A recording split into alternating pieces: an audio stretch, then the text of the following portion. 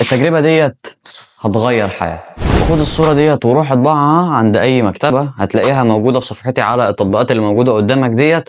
روح خدها واطبعها. المهم تبدأ بقى إنك تكتب العادات اللي أنت عايز تستمر عليها والعادات السيئة اللي أنت عايز تسيبها. لما يعدي اليوم وأنت خلاص عملت العادة الحسنة ديت تحط علامة الصح، لو عدى اليوم من غير ما تعمل العادة الحسنة ديت تحط علامة غلط. وكذلك في العادة السيئة، لما يعدي اليوم من غير ما تعمل العادة السيئة ديت حط صح، ولو عدى اليوم وانت عملت العاده السيئه ديت حط غلط، وهكذا مع بقيه استنى طب انا هستفاد منها ايه؟ احنا هنعمله ده اسمه تتبع عادات، والجدول ده بيعرفك اوريدي هتعمل ايه ومش هتعمل ايه. ده نوعا ما بيخليك ما تبقاش مشتت، زائد كمان العادات بيبقى ليها وقت معين، بالتالي ده برضه بيشارك في تنظيم وقت. تتبع العادات بيخليك تشوف هل انت ماشي في الطريق الصح ولا ماشي في الطريق الغلط.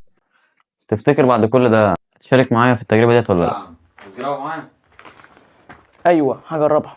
توكلنا على الله. توكلنا على الله.